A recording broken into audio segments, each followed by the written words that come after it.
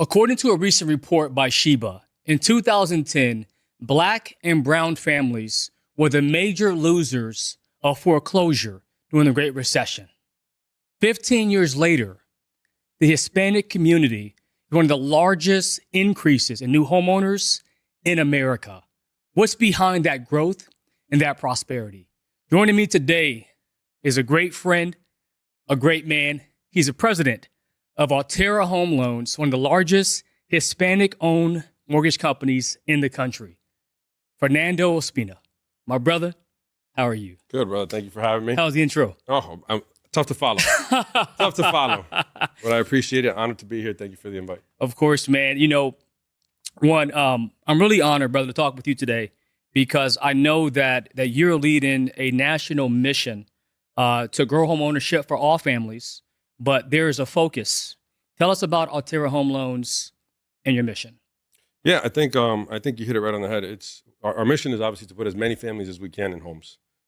It happens to be that the focus is on Latino home ownership, Black and brown home ownership, and it just tends to work that way because of our sales force, 80% Latino. And typically when you have an 80% Latino workforce, their consumers are going to be Latino. So obviously it has morphed into that, heavy Latin consumer, when we're putting as many Latin people as we can into their homes.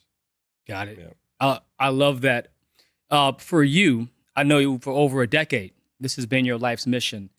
For you, why is home ownership so important? I think it's the first entryway to building wealth, and I think it's the easiest way to start building wealth. When you're coming up and you're learning about money and you're learning about how to generationally take care of your family. Typically, you're not learning about stocks and bonds and brokerages and everything else that comes with that investment accounts. You do learn that you want to put your family in a home, and the fastest way to build equity, the fastest way to build wealth is through that home. So I think if we focus on getting as many minority consumers as we can into that, the wealth will come. I love that. And I know for you, people may not know this, but you grew up in wealth. You grew up in prosperity. You know what it's like, right? Yeah, right. I was like, wait a minute. Is he reading? What are you talking about? I was like, whose script is he reading? I did not, man. I definitely came from the hood, a little town called Patterson, New Jersey. And for us, if it was very clear early on, in the attic, deep in the hood. And I was like, when my time came, I wanted to put my family in a home.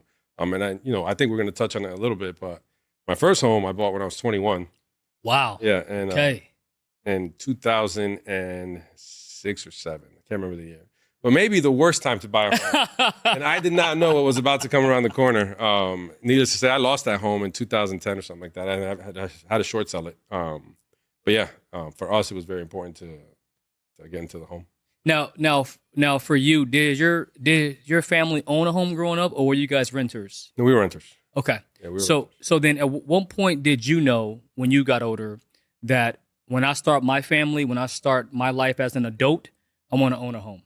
Yeah, you're keen to everything that's happening around you when you grow up in that environment. And I very quickly realized that not everybody lives the way we did in Patterson. And I was like, man, there's a better way of doing this. And to me, it was the fact that the best way to go about it was putting your family in your own home. That roof was yours. No one could tell you, hey, I need the apartment. You guys got to move out in 30 days. Like, as long as you were making your mortgage payment, that was going to be your home as long as you wanted it to be. So for me, it was more about the control of the security, putting my family in a place that I knew that I could control. No one could ask me to leave. I love that. I tell people this all the time, brother, that home ownership is not only about building wealth. It's tied to our personal freedom, our peace of mind, our stability. Matter of fact, kids who grow up in homes that their parents own, they're 3 times likely to own a home themselves when they become adults. I'll tell you a quick funny story. And it's not Please. funny. It's actually one of the reasons I bought at 21. You know this about me. I was in the military, and I deployed at 20. And I remember being overseas, and I get a phone call from my brother because we had time to call our families. And I lived in a small apartment with my mom and my brother. Wow. And my brother calls me. He's like, hey, man, we got a problem. The landlord said that we got to move out. They need the apartment. And being overseas, having to deal with that. And I was like, look, just go find an apartment. I'm going to send some money. And then when we get back, we're going to buy a house. And that's exactly what we did. Really? Yeah. Okay. I did not know this. Yeah, no, I didn't tell you this before. Okay. So your family, you're now deployed. Yeah. I want to go into that with you in a second. and you are now serving our country proudly with so much bravery and courage. And you're focused on the mission, and your family calls you because your landlord said you have to move. Right. And that is when it clicked for you. When I get back, we're going to own a home. Right. We're going to own our future. Yeah, and I wasn't coming back for like another 6 months. So imagine being overseas, dealing with everything that you're dealing with over there, and having no way to help your family other than sending them some cash. Like, hey, listen, get into an apartment, hold it down for 6 months. I'll be back, and then we're gonna buy a house. You know what? One, that's a very mature decision. This is you at 20, 21 years old. I was 20. How did you get to that point so young that you were responsible to take care and help your family? The military was a big piece of that, right? Very quickly, you start earning some money, and it provides some stability, and you can put some money aside. And then there's also loan programs that can help you out in home ownership. So for me, the military also forces you to grow up fast. So I thought it was an awesome experience, and I was in a position, fortunate enough to be able to help my mom and my brother. So we went with it. It went well. I love that. I think one of the things that I want to ask you about is that comes to mind in terms of like how families kind of come together. They pull their resources, their time together to help make the family better. On a previous podcast, I told the story that we had a property in Compton that we had purchased out of foreclosure. We did a renovation to it, put it on the market to sell it. And we do this open house, and some families come in who love the property. And one family in particular, we thought they were a slam dunk because the woman was a USC graduate. She was making $200,000 a year. She pulls up in her brand new Benz, and she's like, I want the house. But when she gets pre-approved, she doesn't qualify because she has too much debt, right? Student loan debt, that lease payment is, too big, so she can't qualify for it. And she's with somebody at the time, and I remember asking the lady, I said, would you consider buying it with your long-term partner? And she's like, no, I'm doing it by myself. If it can be done by myself, I'm not doing it. Like, damn. 2 weeks goes by, another family comes in. This is a Hispanic family. And the person, I think, might have made like $68,000. We didn't know they had, a wife and a cousin. And collectively, these three incomes were more than the one income, and they had no debt, no student loan debt, no big liabilities. We closed escrow in like 17 days. That was about 5 years ago. I saw this a couple weeks ago. They bought the property at $500,000. It's now worth $750,000. They've increased their wealth, not even including the actual buy down of the principal balance over time. They've increased their wealth by almost $300,000 because they put their resources together to have prosperity. They're making an extra $50,000 a year. 100%. What do you think is behind, perhaps, what's in the Hispanic, Latino culture where families are able to come together and help each other out? You're spot on. And I don't know how far back it goes, but I think there's a sense of, in order to get ahead, we're going to have to do this as a unit, as a collective. And you see this a lot in the Jewish community. You see it a lot in the Latino community.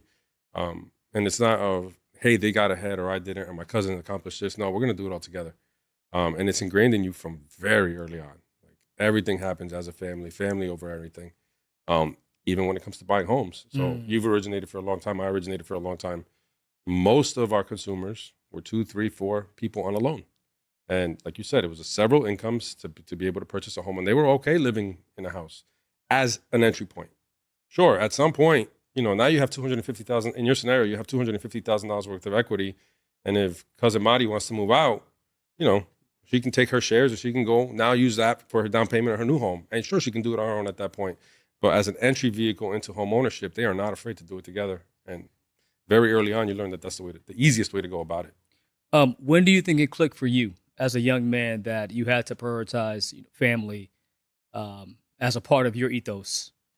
My daughters, the birth of my daughters, man. So even, and that's for me as part of my ethos, right? In terms of how early on it's ingrained, as far back as I can remember, right? Brothers, sisters, everybody very tight. But it becoming a big part of who I am as a person, like the birth of my daughters changed everything for me. Really? Yeah. So your oldest is how old? 13. 13. So tell me what is it when you first held her? 1,000,000%. My mother-in-law stole this. My mother-in-law stole that moment first. She walked in and she grabbed my daughter before I could. But once I got her, there is and you have a daughter, so you'll understand. Right. But there's this calming sensation that comes over you, and something clicks in you where you say, okay, I thought I was doing well in life. I'm not doing well enough for her. I need to be better. Wow. Yeah. You know what? I know you and I were talking about this off camera because I didn't know about your childhood, your upbringing, and you told a story that essentially you didn't have that mother and father in the home to give you the example yourself. Right. And so when you had your daughter, it became your life mission to make sure she had a better life. Tell us about that. I wanted to, I'm not going to take the moment to like bash my dad or anything. To me, some of the things he did weren't proper examples of what I wanted for my daughters. So I knew that when my time came to father, I wanted to be the best example because I knew that when the time came for them to marry or to find a partner, they're going to emulate what they grew up with. They're going to emulate a person that was responsible for their upbringing. So I'm hoping that what I bring home every night is respect, stability, comfort, and that their partner someday that they look for is going to bring all that. So to me, it was like, hey, time to flip on the switch. And if you thought you were doing okay in life, like you ain't seen nothing yet. you need these girls. I want to make it very difficult for whoever future boyfriend is. That bar has got to be so high. That bar has to be so high. That's sick, dude. I love that, man. Now, that is so good. So you have all girls, huh? 2 girls. 2 girls. No more kids. No more. For sure. 100%. Done Dusky. That has been taken care of. If another child ever comes around, there's going to be some questions asked. Yeah. Oh, I love that. I'll tell you, and we touched a little bit on it. I was from very early on. I knew that I wanted 2 children. Okay. Whatever the combo was, didn't matter for me. Son, daughter, daughter, son.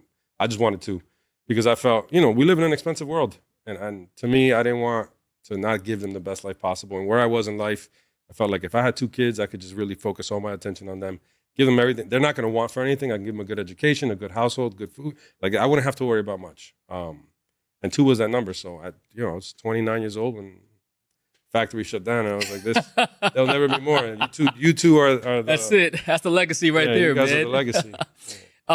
One of the things you mentioned at 29, I know where you are now. You've gotten here pretty quick in the last decade or so. Very fortunate. I know you spent over 10 years committing your life to serving this country. And so I want to say thank you, brother, for your service. Appreciate it. You served in the Army. Correct? Yep. What made you enlist when you were a young man? Ooh, kind of the same story you get in a lot of hoods, right? It's a very easy way out. We were living in an attic. It was cramped space. And I was like, you know what? You were literally in an attic. An attic. That's not like a street name. That's like you were in an attic. Oh, an attic. Like, go up to the 3rd floor, open the little door, and that's where we lived. Wow. Yeah, so and paying rent for it. Yeah, and so we were paying rent in a small attic, which is common in Patterson. There's a lot of attics that are rented out. And I was like, college, my grades weren't what they were supposed to be to try to get a scholarship. So college was looking rough, and my mom wasn't going to be able to pay for it. She was working 2 jobs at factories. So I was like, you know what, if I'm going to do this college thing, I'm going to get the Army to pay for it. Joined the Army initially to, leave Patterson and get college paid for. Ended up falling in love with the Army. So what I thought was going to be a 4-year career ended up being a 14-year career. And I loved every second of it. Well, what are some of the lessons that you learned in your time that you carry with you today as a leader in your home and in business? Awesome question. Initially, you come into the military and you pick up these mentors and you see how they lead and you start picking up little tidbits from them and it starts molding you into the man that you want to be. Remember, we didn't talk about per se that father figure, that amazing person that you're trying to be. So you pick little pieces from everybody else and you make something. For me, when my time in the military as a leader started coming around, I very quickly realized that people will follow you if they feel taken care of. If you become their safe zone, if you become comfort, stability. We talked about that earlier. And my leadership style is the same. Like anybody that works with me, I make sure that I lose sleep over their job security. So when I was coming up as an originator, I was losing sleep over my job security because I was just learning the business, then making sure my family was okay. Then I started getting promoted and I had a staff, and now I was losing sleep to make sure that I had enough volume to support my staff. Then I got promoted to regional, and I started losing sleep over making sure that all my originators were doing well. So to me, just as long as you put that burden on your shoulders and the people understand that and see it just through your work ethic, they're going to follow you to the gates of hell. I love that, man. And what I love about that, because I want to go back to how we got here, because I know you're 29 and you're thinking to yourself, I'm sure if I can make 100,000, I'm doing good. And I remember you telling me that when you first got into the mortgage business, your first mentor said that people who work for him make 200,000. That number seems so. I was like, wow. And And you went back home to your wife, right? I was sped. Yeah, sped home. I said, babe, I think we might make like 200 grand in this career. And to me, that number was, unattainable. And I was like, all right, I'm going to pay attention. I'm going to do all the right things to try to make 200 grand. And, I shot past that number. So let's get into that. That's okay with you. Go for it. So you start your mortgage business. You're in your young 30s. Yep. Right. Early 30s. And then what I love about it now, I think that people know my story is over a 10-year period. My income went from 58,000 to almost 900,000. Yeah. But your numbers went past even that a lot faster. So you start in your first year, and you almost wanted to quit a few months into your career. Is that correct? I actually quit my sales position. Come on, Not almost. I actually quit it. So I'm on month 3. I get my license in November. By the end of January, I hadn't closed the deal. February comes around, still nothing in the pipeline. No applications, phone's not ringing. I was like, I don't know what I'm doing here.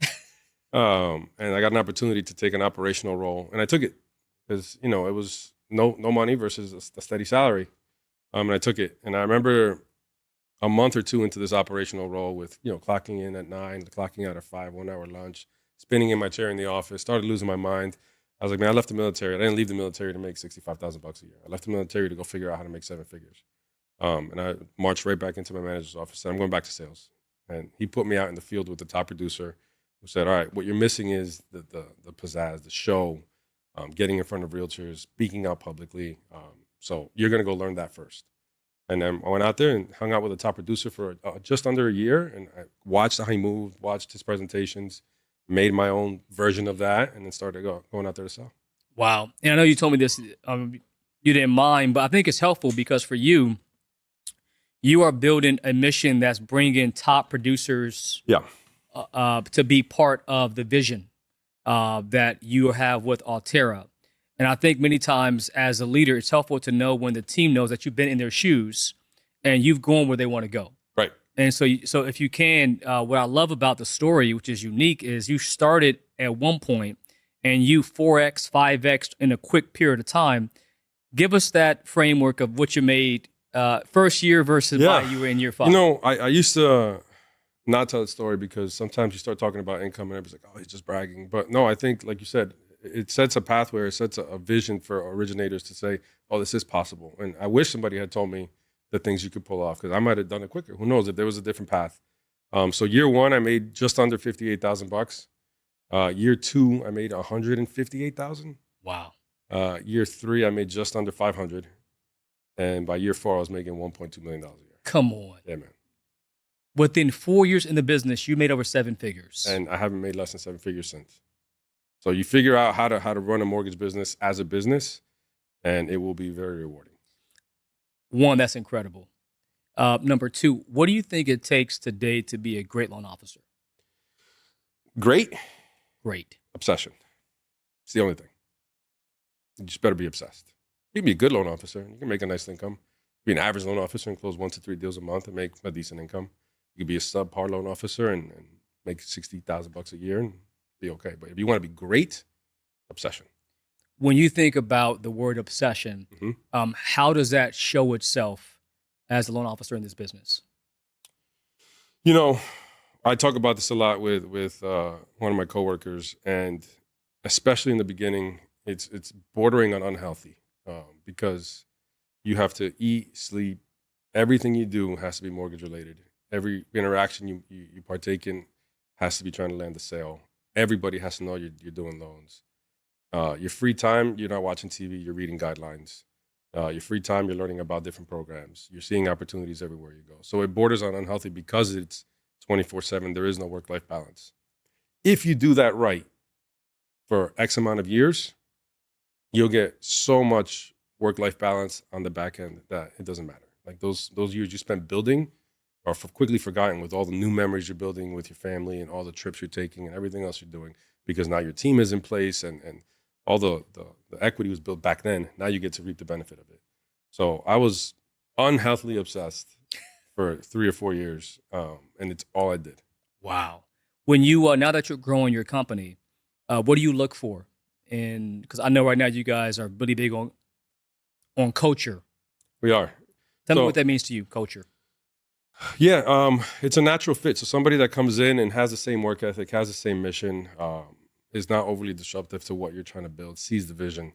So we're looking for a producer that this is their livelihood and it matters to them. Putting people in homes matters to them, and it's a personal mission for them. It's not about the paycheck. And I know, saying the numbers I said before, you would think otherwise. All that the money comes because of your obsession with the industry, and those are the people that we look for. The people that, like, if I have an interview with you and the first question out of your mouth is how much am I going to make or how can I make X, you're probably not going to be the fit. How can I close more loans? All right, now we're talking. More loans is going to be more money, and you should just know that on the back end. That's right. But if the first conversation is money, it's probably not going to be a right fit today. I'm not saying when the company gets to 5 billion, 10 billion, sure, we're going to have those conversations as well, and we're just at full-on growth mode at that point. In the beginning, what matters is the right people, the right foundation, and we're looking for those people. I was actually on another podcast, and one of the guests was a brother who is now 82. He was 82 years old. And he tells a story that he started his business in 1982 when rates were almost 20%. And he said in that time, he went from making no money to over $300,000. This is back in 83 now. And we asked him on the podcast, we said, what do you think happened? He said, Nick, what happened for me is very simple. I went from selling to serving.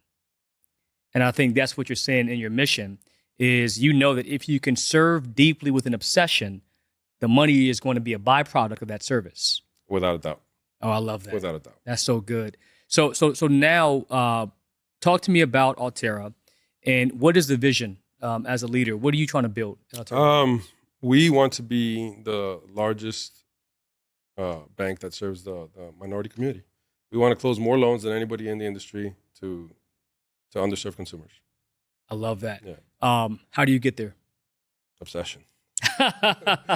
Yeah. So I think, and you start settling into your new roles. And as you know, I've been president for a year now, and I think now I'm at the point where it's time to start dialing that obsession back up, because the building and the foundation is getting done, and we have the right people in place.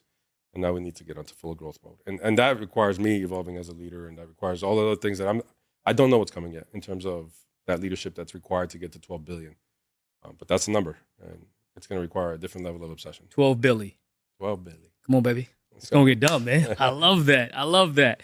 So now you are a year in your role as president. A year in a row officially, yeah. Year in a row, which is incredible. Great job. Thank you. So looking back in your first year, what are perhaps one of the greatest accomplishments, and what are one of the things that you could look back on and say, I could have done better with that? Oh, great question. Greatest accomplishment, when I took over, the company wasn't in its best place, and now it's got really solid footing. And in that has allowed me to bring on people, and then seeing them succeed in what we've built is such a win. So I sit with my managers once a month, and I keep going back to the money, and I probably shouldn't, but it does matter. Please, yes. Because it's a way to keep score. And seeing somebody catch their biggest paycheck in 2025 in a year that's not, overly friendly to loan officers, they're producing the most they've ever produced. That there's nothing more rewarding than that. And they have the company to do it. They have a foundation to do it. And they're saying, I didn't think this was possible in 2020, let alone 2025. 2020 was a boom of a year for us. 2025 is difficult, and they're making more than they've ever made. I love that. So seeing your team win against the odds when everybody else is running out of the building that's on fire, right? Your guys are running in, and you're putting the fire out, and you're crushing it. Yep. That's perhaps the greatest gift you've given to yourself so far this year. Looking back as a leader, what is perhaps the greatest lesson you've learned along the way? I'll touch on, I think you phrased it differently earlier in terms of maybe something I could have done better or something, attrition is a part of our business. And for the first 14 or 15 months as we restructured the company, we had lots of people go. And then I built a team that I thought was going to stay forever. And some people left on their own. The people that leave, man, forever, and still to this day, my heart breaks. And I carry that for like 2 or 3 months. I'm like moping around because I go back and think, what could I have done better? what could I have changed? Should it have been more phone calls? Should it have been more coaching? And I look at them as personal failures, not for them. I never judge anybody for leaving. Only they know what's best for their family. I do judge myself for not being able to retain them. And that's one of the things I continue to struggle with and work on at the same time because, man, it hurts. Wow. It hurts. But you know what? But I actually love how you are speaking through obsession from your heart and how much you love to see people win. I think that's great because you talk about the money piece, which, again, way to keep score. But for you, it's about impacting people's lives. For some reason, and I know this about you, and I've heard people say this about you as well as a leader, is that Fernando is somebody who deeply cares about his team. That level of compassion, that level of conviction, belief for your people, how did that become so in your heart, and how do you maintain that going forward?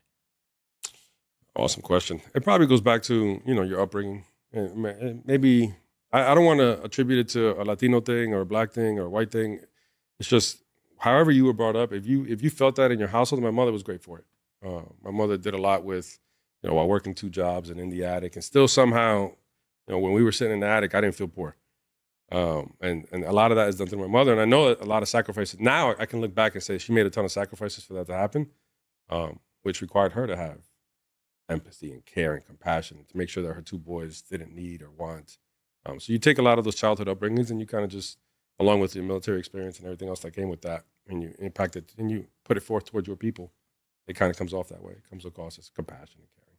Wow. I love that, man. Let's go back to obsession. Mm-hmm. Because I heard Kobe, which is, I'm sure your guy, is my guy. I love Kobe. Everybody's guy. He was on a podcast and he talked about when he was going to make an investment into a company, he looked for leaders who were obsessed, and then who could create an obsessive culture. Everybody around them became obsession. Now you are an enigma. You're a unicorn. But how do you get obsession to go in the hearts of your entire team to build that all across the downline? It starts with finding the right people, right? You need to find people that have that competitive fire. I want to tell you that that everyone has it. They don't. If it did, everybody would be a top producer, and they're not. But you do narrow down how you recruit, how you bring on team members, and then little by little, the best thing you can do is spot talent beforehand, because then they're yours forever, right? They're going to be your teammate, your partner. How we get that obsessive culture, all the same sales tricks that people always do. We keep score. There's competitions. There's contests. To me, when I was competing, man, and I call it competing, it really just originated. I always said the worst thing that could happen to me was me sitting on the top spot because I wasn't chasing anybody. And the hunger starts to die down, and you don't want to lose that. I absolutely hate losing. Hate losing. I hate losing more than I like winning. and most winners do. And that comment to a lot of people won't make sense. But to me, when I would get the trophy of being the best originator or whatever, I felt a moment of joy. Great, thanks so much. And I put it on the shelf and I forgot about it. See. But when I came in second place, that fire burned in me for the whole month. Right. I was like, burned you up, huh? Man, so to me, I like feeling. I like emotion. I like feeling, and nothing made me feel more alive than sitting in number 2, because I knew somebody was better than me, and I couldn't have that. Wow. Yeah. When do you so when you build out your team and you go to recruit, what do you look for to see if somebody has that obsessive gene? It's an art, man. I've gotten pretty good at it. But it is an art, and there are little subtle signs that people will do, and it could be either not wanting to ever be wrong in a conversation, or something as simple as, reaching for the check first. It didn't matter what it was. Those people that don't want to lose, you can start spotting them very quickly.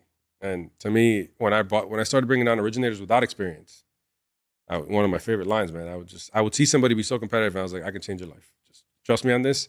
I need you to harness that energy and what I'm about to teach you, and I'm going to change your life. Wow. My top producer out of New Jersey right now is also a 7-figure guy. First step into mortgages was with my team, and has that addictive, obsessive personality. And we harnessed it into mortgages versus other vices. We harnessed it into mortgages, and that guy's an animal. It just works nonstop. See, yeah. You know what? I would go on a venture. I believe that you probably have more joy seeing that person make a meal than you made a meal yourself. Oh, no doubt.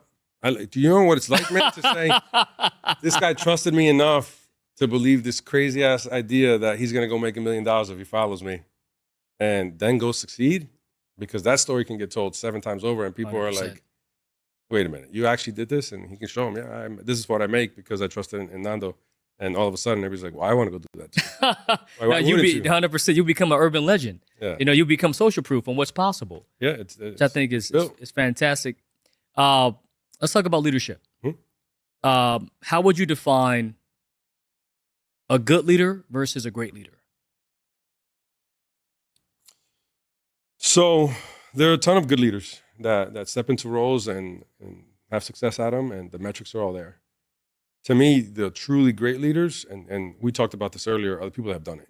And can say, everything you're going through, I've done it. I'm only asking you to do this because I know it's possible. I know it's possible because I've done it. The military will teach you that. So as you work your way up the ranks, there is no skipping ranks. You do every job before you lead in that job. So for me, the greatest leaders are the people that have gotten their hands dirty, that can still get their hands dirty. If my guys call me tomorrow and say, hey, I need you to go take a loan application for me because my wife's giving birth. Sure. I can go pick up and knock out a loan application. So the people that have done it really, to me, excel as some of the greatest leaders. I love that. No, that's actually really good.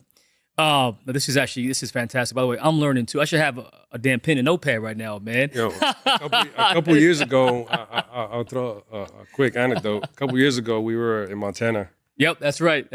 And you're a studious man. You had your book open, and next to your book was a pen and notepad, and you were taking your notes. That's right. And that stuck out to me, man, because I was like, man, Nick's a different kind of guy. Like, we're out here fishing, grabbing some beers, having a good time, and Nick's got a book open, and he's just taking notes.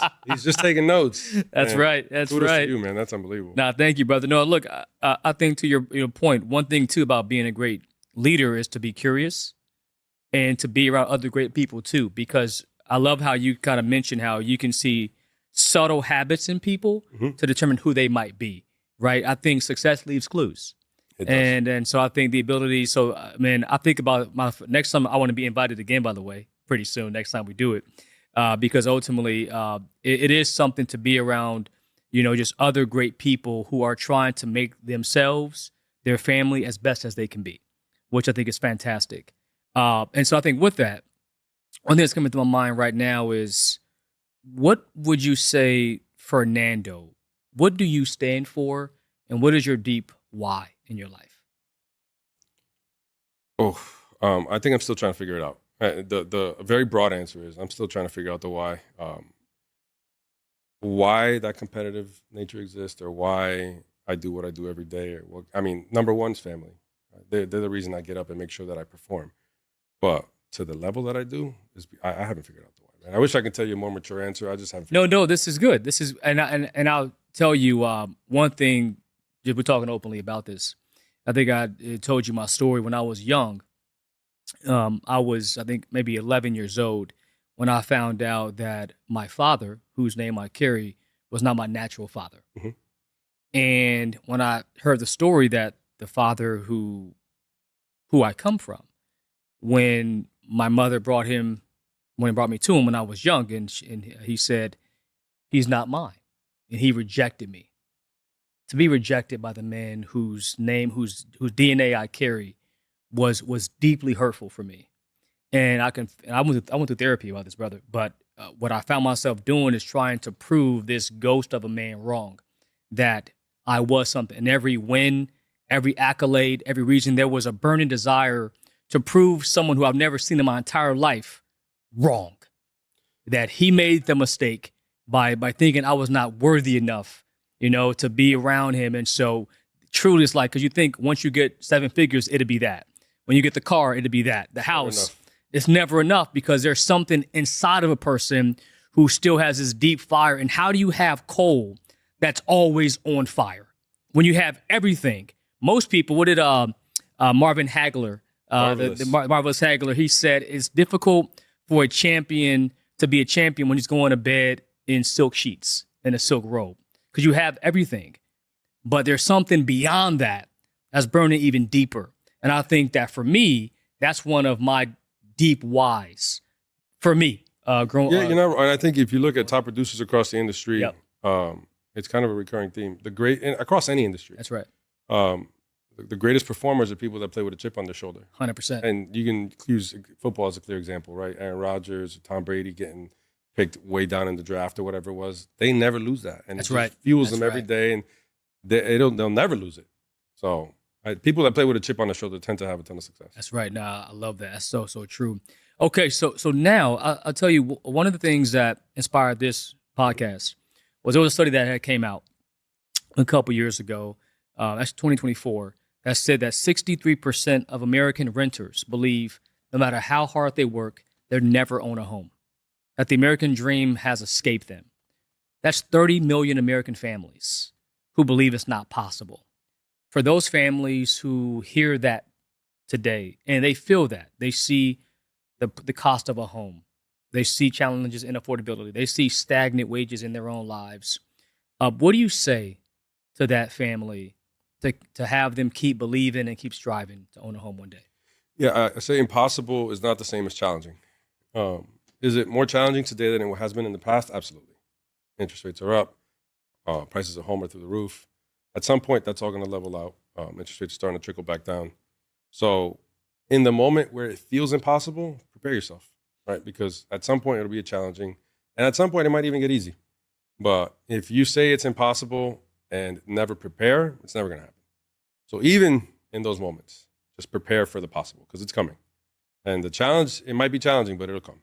I love that. And how do you keep your sales team motivated when every time they go online, they see another headline that, interest rates are at an all-time high or none of that matters. What is the challenge? What do you say to them? I say none of that matters. Control what you can control. If interest rates are high and you got to work twice as hard to make what you made yesterday, work twice as hard. Control what you can control. What interest rates do tomorrow, sometimes, and as a president of a company, it's embarrassing to say, I'll go a month without looking to see what rates are doing because I don't care. If they're 9 tomorrow, I'm still going to work. If they're 1 tomorrow, I'm going to work harder. It just doesn't matter. I just control what you can control, put forth the effort. And if your apps are slowing down or if you're not closing what you were closing and you want to make the same, work 4X, work 10X. Whatever it is just figure it out. There's a dynamic, there's a number. If you closed 10 loans last month because you made 100 phone calls and interest rates are higher and now you have to make 200 phone calls, well, pick up the phone and make 200 phone calls. It's simple math. Easy peasy. Easy peasy, That's man. it. That's not rocket science. It's not rocket science. If we were to survey, let's say the people who work with you and work for you, what do you think they would say about Fernando? I don't know, man. I hope something good. It depends on the month. There are times where, my leadership style is direct. And when times are going great, they're going to say great things. And when times are rough, they might, hold back and not say as much, right? Because I'm as direct as can be. So what would they would say? I hope that they would say that he cares for us and I have no issue sacrificing whatever I have to sacrifice for my family or my team. And I don't mind that. I love that. There's, let's say, a few thousand loan officers who are in this business, Mm-hmm. who perhaps are with the team right now where they don't feel that they're being challenged. They feel they maybe reached their ceiling where they are, may be open to come into a new lending home. And they're seeing you as a president of Alterra. They love your story. They love what you've done as a producer. They love you as a man, your story. There's a lot of similarities. What do you tell them as to why they should come to Alterra as their home? They're going to be taken care of. They're going to have a platform that is stable. They're going to have a product that they can sell. And they have a mission that they can get behind. I do, and it's going to sound biased because it's the company I represent, but I think that in terms of a platform that's going to give you the opportunity to succeed, it's tough to beat. It's tough to beat because you have personal, touch to touch with your underwriters, quick closing times, competitive pricing. To me, without a doubt, it's one of the best platforms out there. And by design, we haven't decided to go large scale with it because I told you earlier, we want to build the foundation with the right people. I think early on in a business, it's important to have the right people first and then scale later. And we're getting into such a nice rhythm and such a nice workflow within the company that anybody who's already in it is having tremendous success, and the people that are going to join us here in the future, I have no doubt will succeed. See, I think what makes that so great is that most leaders, when they come on board, are very grandiose in their vision to go quick. The goal is to grow and capture market share fast. And so the idea is to grow fast. I love that your vision is I want to grow right. Right, what's the old Why is that so saying? important to you? Slow is steady is smooth. Like that's just I just want to be smooth, man. I just want to be smooth. And smooth is going to lead to fast, and it reduces drag, and we want smooth. So slow and steady is going to give us smooth, and smooth will give us the speed that we need. Wow, that's incredible, man. I want to ask you this next question. And right now, bro, you're crushing it. This is pretty good. One of the things that I just saw recently is that for the first time in a century, Americans under 40 are renters, not homeowners. What do you think this nation looks like if we become a nation of renters, no longer a nation of homeowners? I don't even want to think about it because it would be that scary. The middle class is so important for what the American foundation is and what the American dream is. And that middle class is attained through homeownership, the building of equity, being able to live in your home for 20, 30 years, sell it, retire, have $400,000 or $500,000. And if that starts to disappear because businesses are buying a ton of, 2,000 homes at a clip or whatever it is, it does change the landscape dramatically and in a dangerous way. Mm.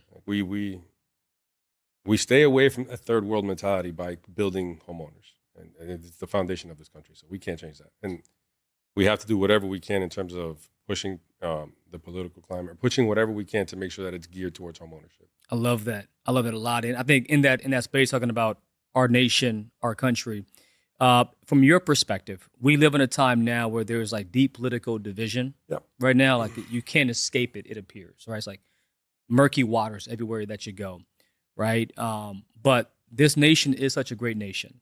From your perspective, what makes America the greatest place in the world? Saying it and for a large stretch of my life, I would have gladly died for her. I have no issue. I signed the document and deployed, and I didn't care. I clearly love this country. Our story, your story, my story, can't be told as often as it can anywhere else in the world. Because though it's a cool success story, it's pretty common. And that can only happen here. The American dream and that infinite, I can have whatever I want, only happens here. Mm. At our level. Of course, there are, success stories everywhere. Of course. But here, you have the greatest chance to do whatever you want. If you can dream it, you can be it. I love that. Yeah. That's good. That's good. All right. So now let's play we do this game that we do a lot. I did it with Jason too. I did it with Mark as well. So let's say that your phone rings because this video has gone viral. Ooh. We love your story.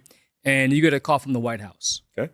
And they're looking for someone to head up the American Dream Initiative to unlock housing supply, to make homeownership affordable again for most families. If you were the head of the American Dream Initiative, what are perhaps one or two objectives or policies? I'm replacing myself with Nick Couche. I would replace myself with Nick Couche. I'll tell you why, man. And I'm going to toot your horn here a little bit just because I think your passion and your obsession is that. And I've never seen it with anybody the way I've seen it with you. So my first order of business would be to step down and hand the rope. No, brother, I'll be vice president clearly, 100%. Man, no, but you know what? I would tell you one is I do think there has to be a revival of national pride. That's really important, man. I think it's important because, to your point, this story can only be told in this country. There's 196 countries in the world. There's only one where the Constitution was written for the freedom and liberties of its citizens. In every other country, the government gets to decide how far your freedom goes. It's only in America that you and we have the divine right of liberty in our Constitution. And I think that most of us, even our kids in school today, don't even know that. I just saw a study on this 6 months ago that 70% of adults couldn't pass a basic civics exam. So immigrants who come to this nation, when they have to, take the test to become an actual citizen, 70% of Americans would actually fail that exam. I believe it. Because we have lost our way, we've forgotten our story. And our story is rooted in perhaps some historical brutality, and we cannot deny that history, but we also can't forget the price somebody paid before us to get here. And we are the inheritors of that freedom, and it's worth fighting for. I agree. And I think Clearly. that's critical, right? Yeah. Come on, man. That's good, right? That's really good. No, okay, copy. So that's, I think, fantastic. Now, I know that you're out here because one of the things that you have decided to do yourself and Alterra is really, you partnered with NARREP We did. a great deal. Tell us about NARREP and the mission they're trying to solve. Yeah, so NAREP is the National Association for Hispanic Real Estate Professionals, and that encompasses whether it's title, real estate, lending, or anything to do with the real estate industry. And it's focused across, or it's really has seeds across the entire country. And the mission is same thing. They want to put as many Latinos into homes because they believe that it's a great way to build wealth. And what they do differently, I think that a lot of organizations do, is they are actually down in DC lobbying for change. And they have a summit every year over there, and there's a ton of guest speakers and a ton of political agendas being pushed. So I think that they do that better than anybody else.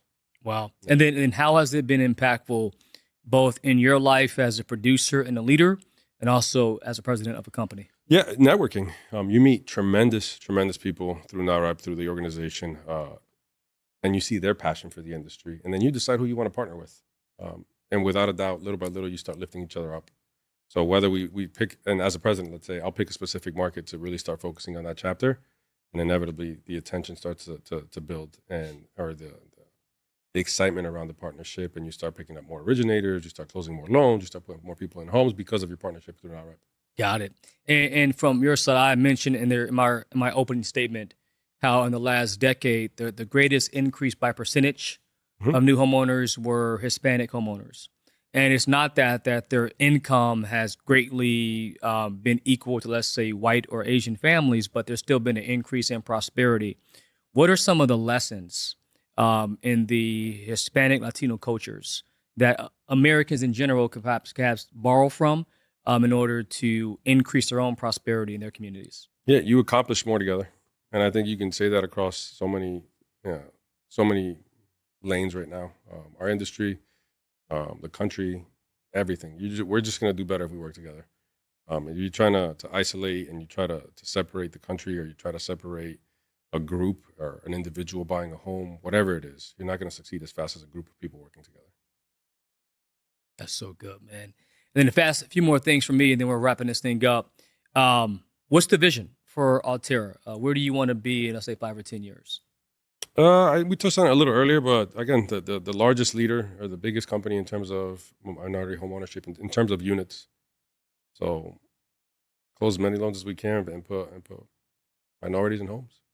And when you think about yourself as a father, what are your dreams and the legacy that you want to leave for your kids? I'm going to get gaudy with it for a second. I would love to build enough wealth that my great grandkids don't have to work, knowing that that's a stretch. But it's possible. But it is possible. I want them to, and this is a lesson I learned in this industry. Your success, and success as a word, is not defined by a W-2 or your what's on your tax return. It is one, and I'm going to sound a little cheesy here, it is 1,000,000% defined by your happiness. What makes you happy? I wish at some point in my life that was taught to me, and not the other way around, where you're only successful with what your W-2 says, because that is a battle you're never going to win, because numbers are infinite, right? So you're constantly chasing something that is unattainable. Like, that happiness I'm looking for is not going to come. And I don't want that for my children. I want them to find happiness in whatever it is that they're doing and feel accomplished and mission accomplished one day, right? And if it's your W-2, it's not going to be that. It's a losing battle. I love that. Find happiness in what you're doing. I love that. And the final question for me, so you're 2 daughters out of, there'll be a few thousand people, maybe 1 million who see this, but your 2 daughters are going to watch this. What do you want them to know? Oh, Daddy loves you, and I'm going to check your homework when I get home. Yeah. They know that they mean the world to me. I don't think that there's ever a doubt in their mind that I wouldn't burn the entire world for them. So that is the kind of love I have for them. There's nothing that I would not do for them. My brother, you're an incredible man. I think I told you this already. I'm going to put this on record, so the record's going to show I said this. I think in the next 10 years, you'll be one of the most prolific people in our industry. And I'm proud to know you. I'm grateful for your humility, for your focus, for your hunger. I know you're still discovering that deep why, but we know it still burns. And you're going to work like hell to find out what it is over time. I am. And sounds like in the next few years, there might be a book in you the next decade or so. See, I'm trying to be like Nick. Trying to be like Nick. My brother, how do they find you online? GoAlterra.com, our website. All my contact info is on there. So you can, we'll do the IG thing, NJ Mortgages, so at NJ Mortgages. But those are the two ways. I'm either on our company website, which is www.goalterra.com, or through Instagram at NJ Mortgages. Well, you heard from the man, the myth, the soon-to-be legend, my friend, who has inspired the world that if you have the right focus, if you have the right perseverance, and you have the right mindset, you can do and be anything. Do not give up on your dream. Hope is simply a choice. Your time will come to own a home. The question is, will you be ready? This is Nick Goucher. This is the nation of homeowners, and we are going to change the world. Let's go.